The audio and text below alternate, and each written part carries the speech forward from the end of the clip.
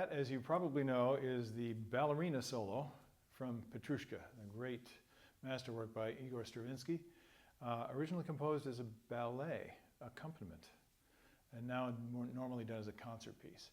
I just want to take a few minutes and talk about maybe one of the problems that we run into when trying to prepare this piece. First of all, it's great to do it every day. I haven't played that in a very long time, and haven't performed it for ages. But it's the kind of thing that actually we should be doing on a daily basis because it has so many things to practice in it. So I'm just going to touch on one today. In order to be successful, it has to be even. And why does it have to be even? Because basically the accompaniment is set up before you start playing in the orchestra. It starts with a snare drum. And normally snare drummers are very particular about really, really precise rhythm. And that's a lot of what gives this particular piece of the music its expression, is that very, very vertical kind of feeling. So it's difficult to keep things even sometimes on the trumpet. Now when we're tonguing, we might be able to do it. So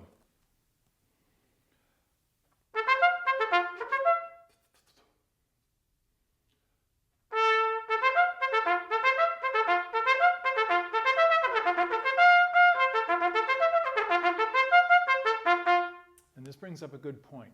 When you're practicing da, da, da, da, da, you could be playing that over and over again da, da, da, da, da, da, da, da, at the tempo that you would use for performance.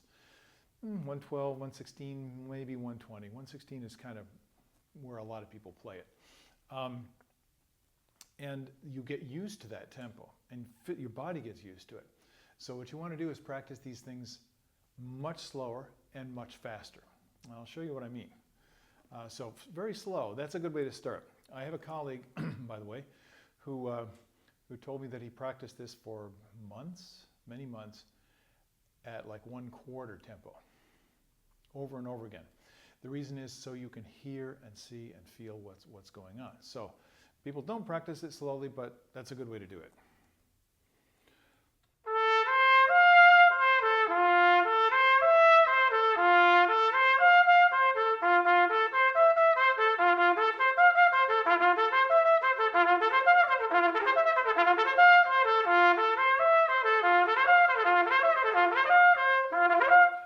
You see, you have to be comfortable at all those tempi. And you're going to find that certain tempos are easier and certain tempos feel quite awkward. So smooth it out, play it at all tempi.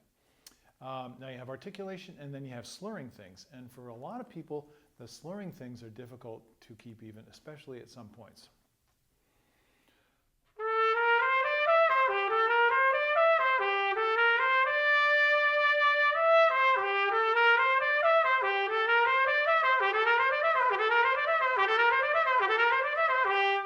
Tell when I start to cycle it, which is also a great way to practice, you want to be able to play as if it's one continuous sound that you were singing.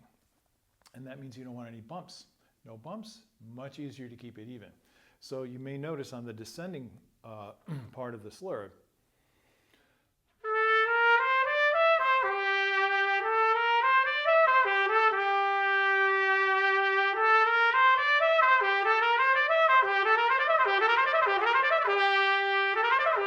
once I'm in the right place, once I'm in position, I can do that slur as if I were playing a continuous note. So that's a high value target for you all to practice.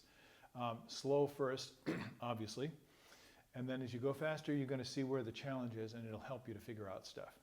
Okay, that's probably enough for today.